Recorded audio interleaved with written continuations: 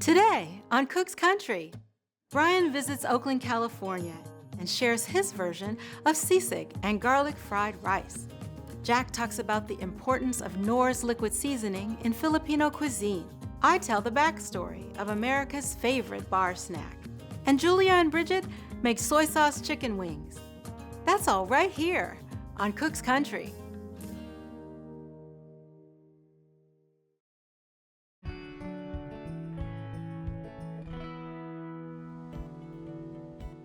Almost 500,000 Filipino Americans call the San Francisco Bay Area home. So it's no surprise that this is where you'll find some of the best Filipino food in America. So I'm adding a tad bit of a, love it. With a new generation of Filipino chefs putting their own spins on classic dishes. It just smells so good. There's excitement in the air about what it means to cook true Filipino cuisine. Filipino cuisine, what is that? It's like, We're still it's just a boiling pot of Yeah. Spanish, Chinese, even American, you know. And then from there, we just created our own take on certain dishes, and that's Filipino food for us. That's what brought me to Oakland, California, where I visited Jan De La Paz and Bobby Punla, former fine dining chefs that have come together to open Leica, their Filipino pop-up.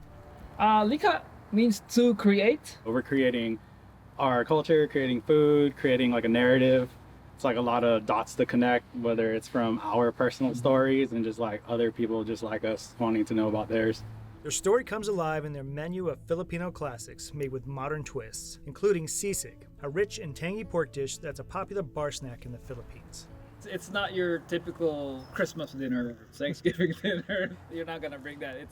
It's definitely a Friday night thing. It's a bar food, late night, after drinking. It's a snack. Even though they worked for years in high-end kitchens cooking many different cuisines, it took years for Bobby and Jan to have the confidence to tell their own story through food. I would have never guessed that like our culture at that time was like, you know, we could do Filipino food. We are good enough to like serve to the public. I mean, honestly, I think it all boils down to having this colonial mentality that cooking Filipino food is not as prestigious as, say, cooking New American, Italian, New French cuisine. I just put the dry stuff that's been marinating, just stick it in.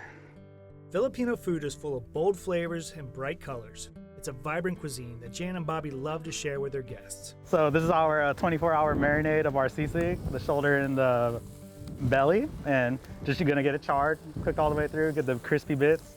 The most important part. Yeah, the flame's definitely jumping up and licking it. Oh yeah, definitely. So now we're just cutting it into smaller cubes. Yeah, I'm ready. There you go. And then while my grill is still going, with the little cast iron skillets that we have, I'm gonna put it over the charcoal. When you hear something sizzle, it's always someone's always gonna break their neck. It's like, whoa. All right, so once the meat's cut, I'm gonna add some chopped garlic, and then the mayo, and just mix it all up together. It's like a pork salad. Sizzle platter coming in nice and hot. I'm gonna put the seasoning in there. And then Bobby will crack the egg. And then from here, it's kind of like teamwork. For Bobby and Jan, the path to connecting their culinary pedigree and their culture wasn't always visible. It just smells so good. But today, they're one of the strongest promoters of Filipino cuisine in the Bay Area. At the end of the day, I was like, we're two Filipinos cooking our culture, and it's, as far as I'm concerned, the word authentic gets bended and twisted in so many ways, but hey, we're both Filipino. For us, it's Yes, yeah. Both are Filipino making Filipino food, so that's what's authentic to us. And any authentic dish is best served with friends and beers. Yes, sir. Yes, sir. That is so good, man. Everything I've been craving. Smells like home. Goes perfectly well with beer. Yeah. Indeed. I'll do that. Thank you. Cheers, guys. Thanks, guys. Thank you so you. much. Hi, hope you're enjoying this video. If you're hungry for more, check out Cook's Country magazine. It's everything you love about Cook's Country, directly from the creators and contributors of our TV show. You can discover more of America's best recipes and the stories behind them. Each issue features classic heirloom and regional favorite recipes, along with unbiased product reviews and time-saving tips. Subscribe now and continue your culinary journey with Cook's Country.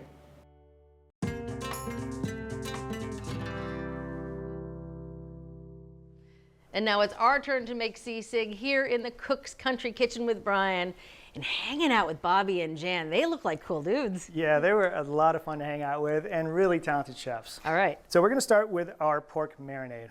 We have a ½ cup of cane vinegar.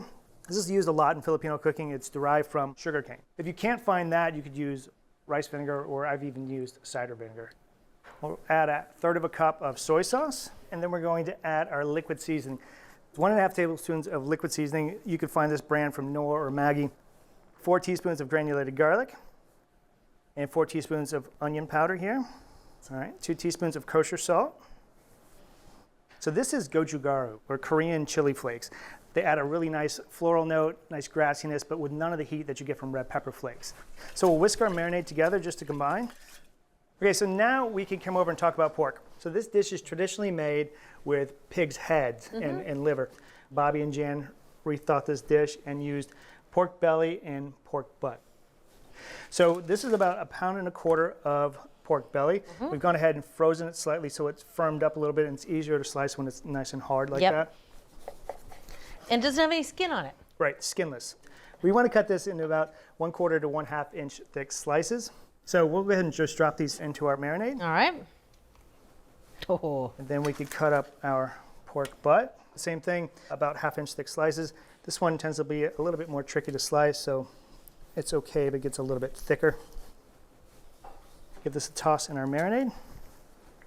But you want to let this sit for at least 12 hours. This could go for up to 2 days, but 12 hours will do the trick. Then we're going to transfer it to a Ziploc bag. This just smells so good. It does. We'll drop the rest of this marinade in there. Perfect. I'm going to remove the air from that, and we could just drop this in the refrigerator. We'll let it go for at least 12 hours, but if you're going to be here in a couple days, I'll let it go for a couple days. Okay. All right, Julia, it is a beautiful day for grilling. It is a beautiful day. We have our fire set up. And what I have here is a half grill fire.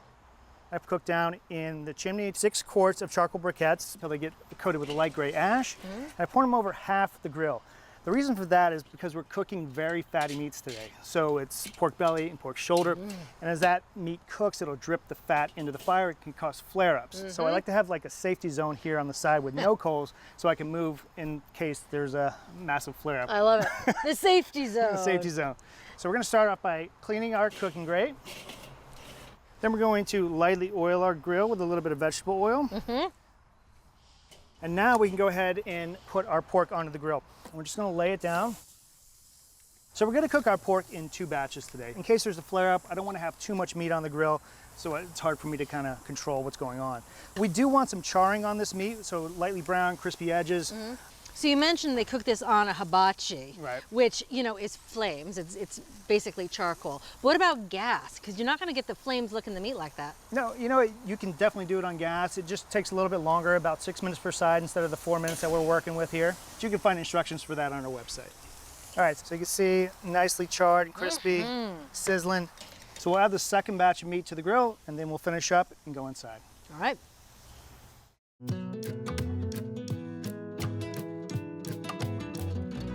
Knorr liquid seasoning is a key ingredient in countless Filipino dishes.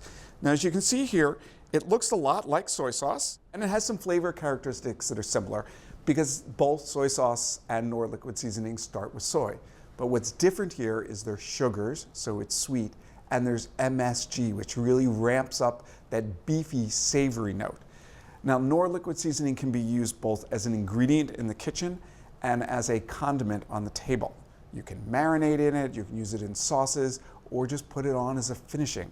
Now, you may be thinking Knorr doesn't sound like a Filipino name, and you're right. It's actually from the same company that makes the bouillon cubes. It's a German company that started in the 19th century. And as they spread across the globe in the 20th century, they created local products designed as convenience shortcuts for home cooks to make dishes that they were already making less complicated. And that's the origin of Knorr liquid seasoning.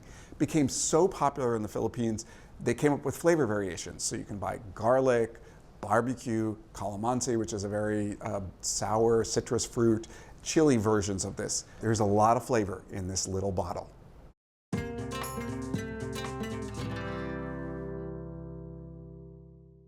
While our pork is resting, we could prep up some of our other garnishes for the sisig. Okay. So I have a serrano pepper here. I just want to go ahead and slice it very thin in thin rings.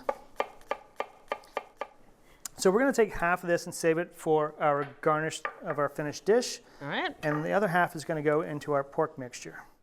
And then we're going to need about half cup of onion all day. That's about a half cup there. So we'll put about half of this into our pork mixture. And then the other quarter cup will go into this bowl. So we'll add that to our sisig as it cooks in the skillet. All right, now our pork is cool enough to handle, so we can go ahead and start chopping that up. So we're going to cut this into about 1/4-inch pieces. Again, you know, like our slices, it doesn't have to be perfect.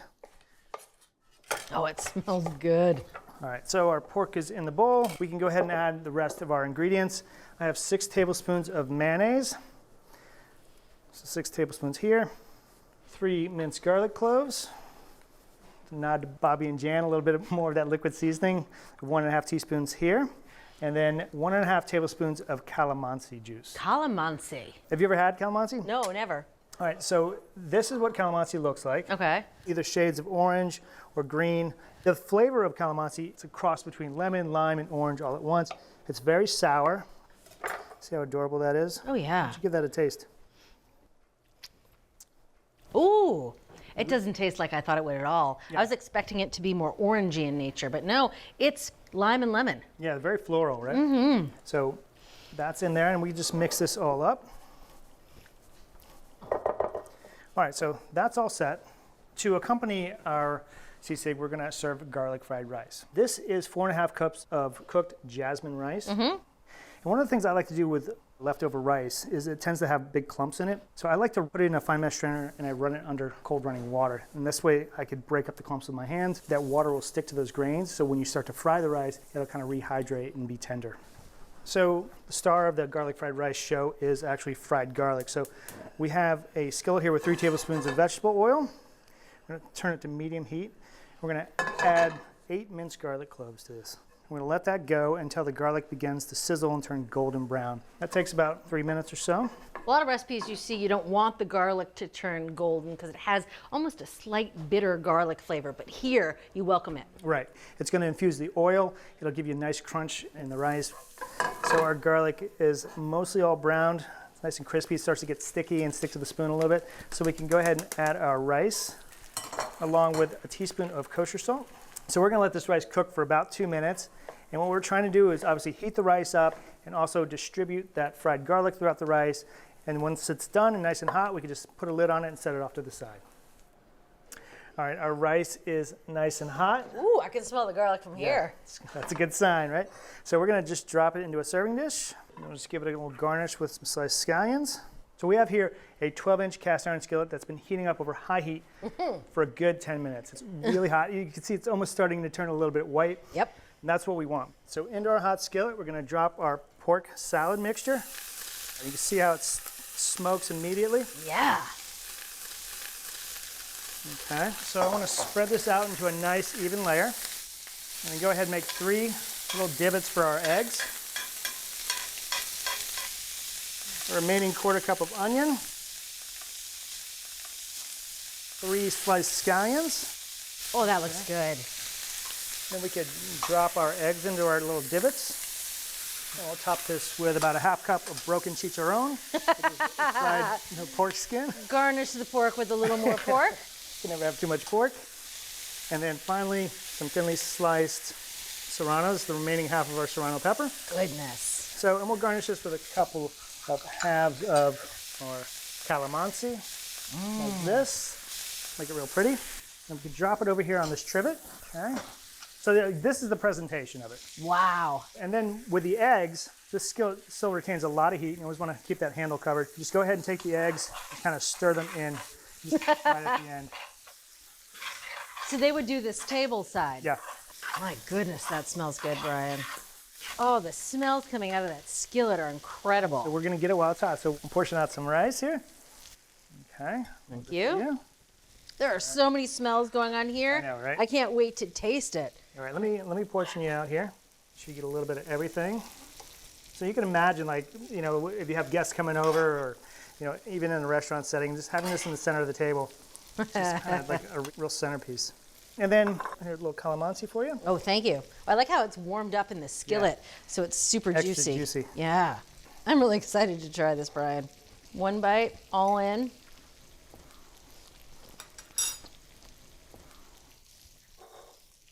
is so good.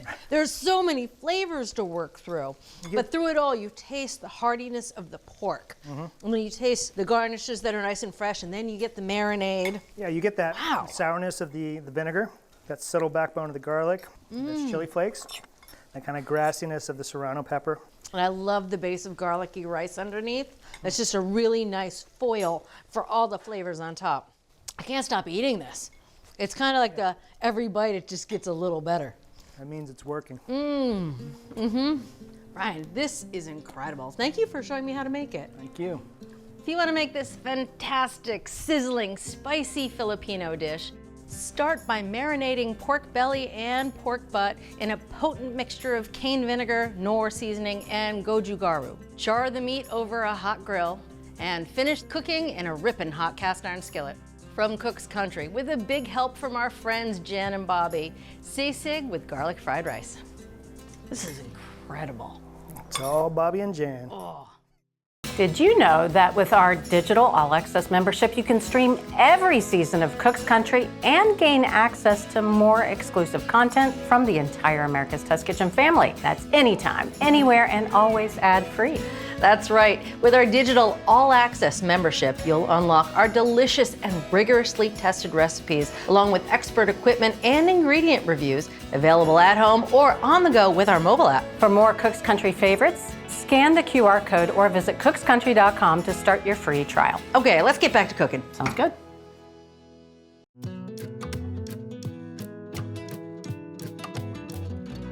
Buffalo chicken wings are a beloved snack in bars across America, but the debate about who invented them is a hotly contested topic in their hometown of Buffalo, New York.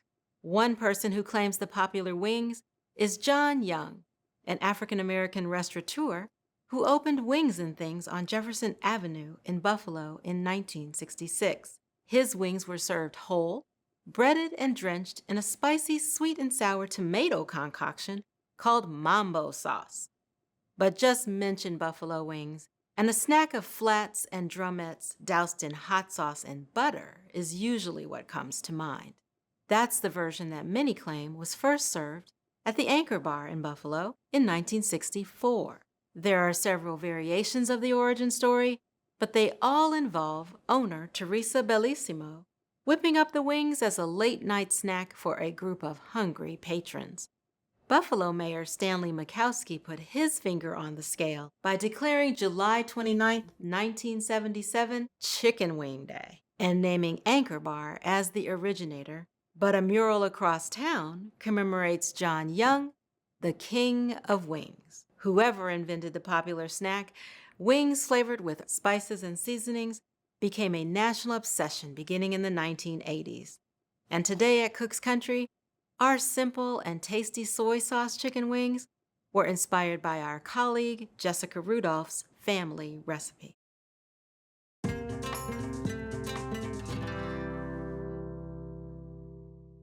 I don't think you can have too many wing recipes. Well, we're going to test that notion today because I've had fried, roasted, grilled even, and I've eaten more wings with my friend here than I could probably count. It's true. But today Julia's here and she's going to show us a new way, at least to me, to prepare wings. I'm really excited to share this recipe with you. And it's really simple. It's marinated in soy and it's roasted. You can basically do this with your eyes closed. You're ticking all the boxes here. You need about 3 pounds of chicken wings, and I'm just taking the tips off, but saving them. This, for me, is freezer gold, especially if you like making homemade chicken broth. And to cut a wing down into its various parts, you just want to cut it right through the joint. There you go. All right, just gonna wash my hands real quick. Here I have 3/4 cup of soy sauce. To this, we're gonna add 1/4 cup of brown sugar. That brown sugar adds a lovely, sweet, caramelized flavor, but it also helps the wings brown a bit in the oven. Nice. I bet it helps with clingability too. All right, we're gonna add a little bit of oil. This is 1/4 cup of vegetable oil and some cayenne. This is 1/2 teaspoon of cayenne. So I'm just whisking this to dissolve the sugar. We're gonna add some garlic. This is 12 cloves of garlic. So we're just gonna smash the garlic, put it in the marinade, and then it's easy to remove the wings from the marinade before cooking. So you get the garlic flavor, but none of the burny bits. That's a great idea. Yeah, so to smash it, peeled clove, flat of the knife, bap with your hand. And you're all done. It's easier than the forehead. In she goes. In goes the garlic. And in go the wings. Now, would you mind wrapping that up for me? The magic marinating time, minimum of 2 hours. You can go up to 6 hours, but I wouldn't go longer than that. They have a tendency to get too salty after 6 hours. Gotcha. So 2 to 6 hours, give it a good old squish. All right, squishing. Yep, we'll put it on a pan. This just helps make sure if there's any leakage, it doesn't go all over the fridge. Here we have wings that have been marinating. Oh yeah.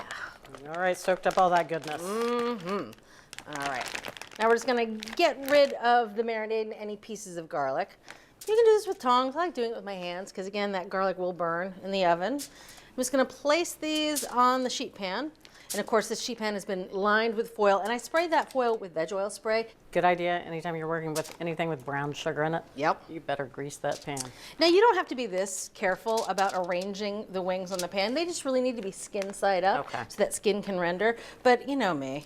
I'm a creature of habit. I put the flats in the middle because they're thinner, and I put the thicker ones, you know, the drumettes with the thicker side, I put that towards the edge just because that's where it's hotter.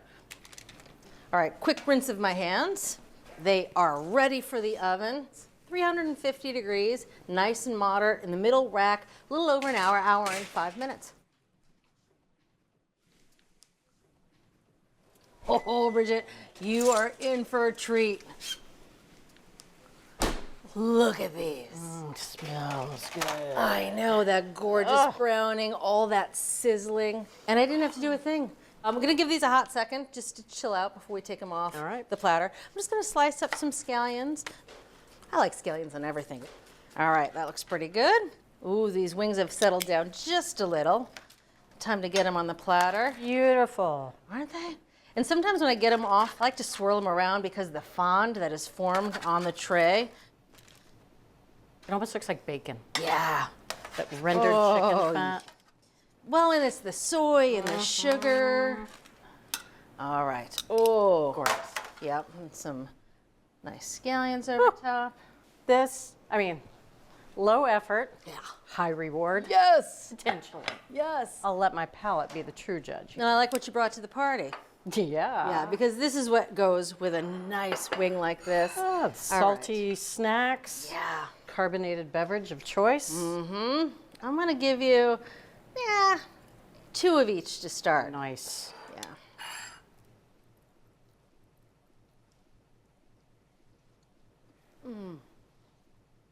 I just love how rendered the skin gets. Absolutely. It has that very almost sticky texture, super gossamer thin. It reminds me of bacon. It's that somewhat rendered, a little crisp around the edges, sticky. That meat is gorgeous. Isn't it? Let's go for the Drumette, one of my favorite bands of the 50s. Well, because it's just roasted at 350, the meat is still nice and tender. And the marinade that's reduced on the outside. Oh my gosh. I know, right? I mean, the seasoning is all the way through into the meat. It's not just on the outside. It's got that sweet, savory, and there's that little creeping of heat coming up there. Toast to you. Cheers. Cheers. What a great recipe. Loving it. You're definitely gonna wanna make these wings at home. It's so easy, and they start with whole chicken wings and split them yourself. Marinate in a soy, sugar, and spice mixture, and bake for more than an hour to fully render the fat. And of course, sprinkle some scallions over the top. So from Cook's Country, the easiest chicken wing recipe you'll ever need, soy sauce chicken wings. You can get this recipe and all the recipes from this season, along with product reviews and select episodes. And those are all on our website, cookscountry.com/TV. All right, another bite, and then another toast. Happy. Cheers. Cheers to you. We hope you enjoyed this video and tune in for more. Hit those like and subscribe buttons so you never miss a single one. And if you're ready to take your cooking to the next level, try our digital all-access membership, where you can stream every season of Cook's Country anytime, anywhere, and always ad-free. Plus, you'll gain unlimited access to all of America's Test Kitchen fail-proof recipes, unbiased reviews, fresh episodes, exclusive offers, and more. Just scan the QR code or head over to cookscountry.com to sign up for a free trial. And while you're there, sign up for our free newsletter and download our app. And let's make something great together.